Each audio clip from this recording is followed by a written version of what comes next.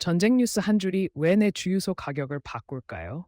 이 질문 생각보다 무섭게 현실적입니다.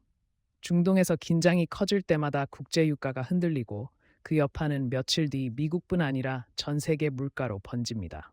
그런데 이번 이란 관련 긴장은 조금 다릅니다. 단순한 불안이 아니라 해상 운송과 제재, 그리고 정치적 계산이 한꺼번에 얽혀 있기 때문입니다. 핵심은 호르무즈 해협입니다. 전 세계 석유 소비량의 약 20%, 전체 해상 원유 거래량의 4분의 1 이상이 이 좁은 길목을 지나갑니다. 미국 에너지정보청 EIA도 호르무즈 해협이 세계 석유 공급의 가장 중요한 병목 중 하나라고 짚었습니다. 그러니까 이곳의 위협 신호만 떠도 시장은 바로 반응하는 겁니다. 실제로 최근 홍해 인근에서 유조선이 위협받거나 중동 내 긴장이 고조되는 사건이 나오면 투자자들은 다음은 누가 맞을까를 따지기 전에 먼저 유가부터 사기 시작합니다. 근데 여기서 진짜 놀라운 게 있거든요. 시장은 전쟁 자체보다 공급이 끊길 가능성에 더 민감하게 반응합니다.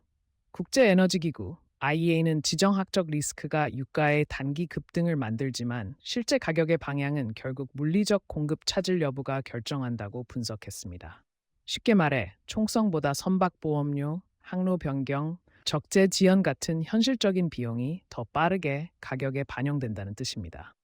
그래서 미국이 다급해지는 이유도 여기에 있습니다. 유가가 오르면 미국 소비자 체감 물가가 바로 흔들리거든요.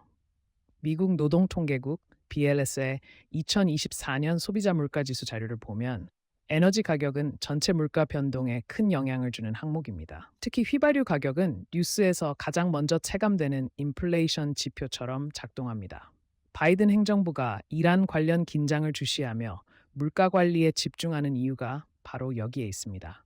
시장은 정치적 발언보다 숫자를 먼저 믿으니까요. 여기서 미국이 꺼내려는 카드가 흥미롭습니다.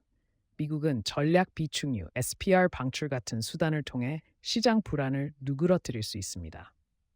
미국 에너지부는 2022년 대규모 방출 사례에서 공급 충격 완화 효과를 강조한 바 있는데 이런 조치는 당장 시장을 진정시키는 심리전 성격이 강합니다. 또 물류 병목이 심해질 경우에는 과거에 검토됐던 파격적인 규제 완화 카드까지 거론될 수 있을 만큼 유가 문제는 늘 민감하게 움직입니다. 그런데 사실 이건 빙산의 일각이에요.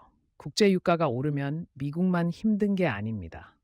한국처럼 원유 수입 의존도가 높은 나라들은 환율, 운송비, 제조 원가까지 연쇄적으로 흔들립니다. 한국은행은 2024년 경제 전망 자료에서 국제 유가 상승이 수입 물가와 소비자 물가의 시차를 두고 반영된다고 설명했습니다. 결국 중동의 한 사건이 세계 각국의 장바구니 가격으로 번지는 구조인 겁니다. 재미있는 건 시장이 항상 공포만 가격에 넣는 건 아니라는 점입니다. JP모건 리서치가 2024년에 발표한 에너지 시장 보고서에 따르면 지정학적 충격이 오더라도 재고가 충분하고 오펙스 플러스가 증산 신호를 주면 급등폭이 제한될 수 있다고 봤습니다. 즉 지금 시장은 전쟁이 났다보다 이게 얼마나 오래 가느냐를 계산하고 있는 겁니다. 결국 이란 이슈가 무서운 이유는 전쟁 뉴스가 아니라 그 뉴스가 해상 운송과 물가, 중앙은행의 금리 판단까지 건드리기 때문입니다. 총성은 멀리 있어도 기름값은 늘 우리 곁에 닿아 있습니다. 그리고 시장은 그 사실을 누구보다 빨리 알아차립니다.